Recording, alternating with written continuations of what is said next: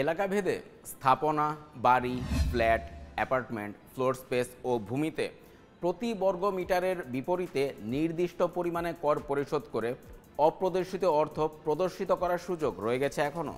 জাতীয় রাজস্ব board এনবিআরের 2 September জারি করা এক প্রজ্ঞাপনের মাধ্যমে সিকিউরিটিজ, নগদ, ব্যাংকে গচ্ছিত অর্থ, আর্থিক স্কিম এবং ইনস্ট্রুমেন্ট, সব ধরনের ডিপোজিট বা সেভিং ডিপোজিটের ক্ষেত্রে 15% কর দিয়ে কালো টাকা সাদা করার সুযোগ বাতিলের ঘোষণা দেওয়া হয়। কিন্তু বাজেটের সময় ঘোষিত আবাসন খাতে বিনিয়োগের ক্ষেত্রে নির্ধারিত পরিমাণে কর পরিশোধের মাধ্যমে অপ্রদর্শিত পরিসম্পদ অর্থাৎ কালো টাকা প্রদর্শিত অর্থাৎ সাদা করার সংক্রান্ত বিধানটি বহাল রাখা হয়েছে।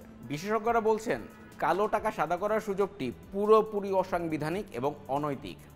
এর মধ্য দিয়ে দুর্নীতিগ্রস্ত অভিজাতদের অপ্রদর্শিত বা জ্ঞাত উপায় বহির্ভূত আয়কে বৈধতা দেওয়ার সুযোগ তৈরি হয়। এ ধরনের নিয়ম দুর্নীতি বা অবৈধ পন্থায় আয়করদের উৎসাহ ও সুরক্ষা দেয়।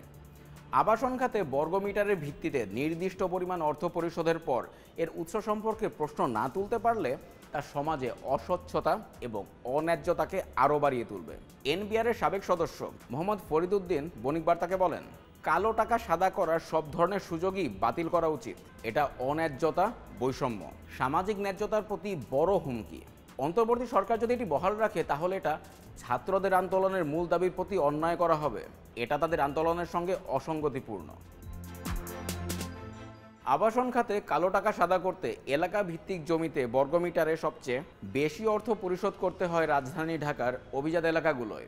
এনবিআরের এ সংক্রান্ত পরিপত্রের তথ্য অনুযায়ী ঢাকার গুলশান থানা, বনানী, মতিঝিল, তেজগাঁও, ধানমন্ডি, ওয়ারী, তেজগাঁও শিল্পাঞ্চল, শাহবাগ, রমনা, পল্টন, কাফরুল, নিউ মার্কেট ও কলাবাগান থানার অন্তর্গত সব মৌজায় স্থাপনা, বাড়ি, ফ্ল্যাট, অ্যাপার্টমেন্ট অথবা ফ্লোর স্পেসে প্রতি বর্গ মিটারে 6,000 টাকা এবং এসব এলাকায় জমির ক্ষেত্রে প্রতি বর্গ মিটারে 15,000 টাকা কর দিতে হয়।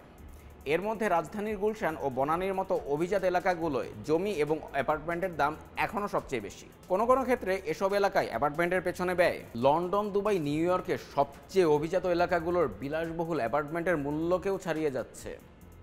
অ্যাপার্টমেন্টের দাম 20 বা 30 কোটি টাকায় উঠছে, যদিও নিবন্ধনের সময় এর মূল্য দেখানো হচ্ছে 1 থেকে 2 কোটি টাকা। এসব অ্যাপার্টমেন্ট বা ফ্ল্যাটের ক্রেতাদের বড় একটি অংশ ছিলেন সরকারি কর্মকর্তা।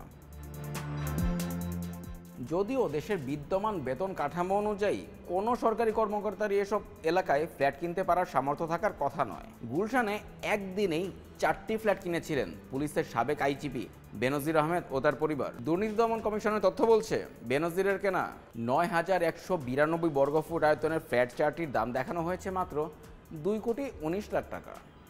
অথচ অভিজাত ওই ফ্ল্যাটের বাজার মূল্য 25 কোটি টাকারও বেশি, আর সেই পুরো টাকাই নগদে পরিশোধ করা হয়েছিল।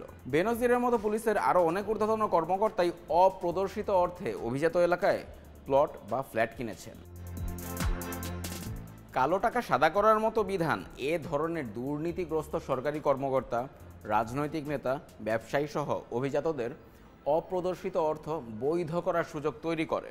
বাজেট বাস্তবায়ন শুরুর পর গত 1 জুলাই থেকে 1 সেপ্টেম্বর পর্যন্ত যারা অপ্রদর্শিত পরিসম্পদ প্রদর্শন করেছেন তাদের বিষয় জানতে চাইলে একেএম বদিউল আলম বলেন, তখন তো সুযোগটি বাতিল করা হয়নি, তারা সেই সুযোগ পাবেন।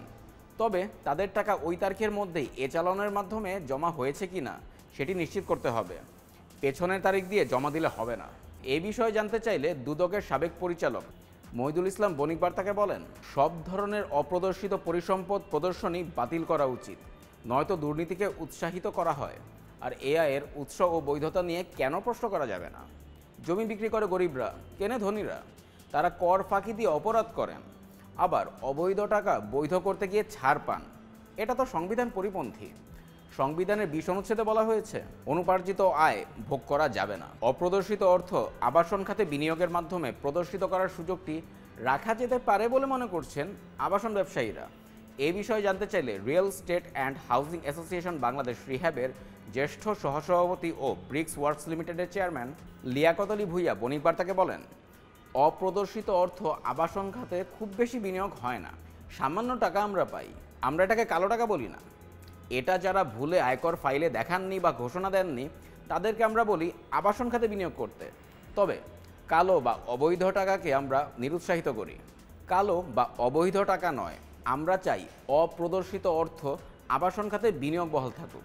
গত 2 সেপ্টেম্বর কালো টাকা সাদা করার বিধানের এক অংশ বাতিল করা হলেও অন্য অংশ বাতিল করা হবে কিনা জানতে চাইলে এনবিআর চেয়ারম্যান মোহাম্মদ আব্দুর রহমান খান বণিক বার্তাকে বলেন, পুরো কর আইনই সংস্কার করা হবে। আমাদের পরিকল্পনা রয়েছে, আমরা সংস্কার করব। প্রাথমিকভাবে একটি অংশ বাতিল করা হয়েছে। জাতীয় টাস্কফোর্সের সঙ্গে আমরা একসঙ্গে কাজ করব।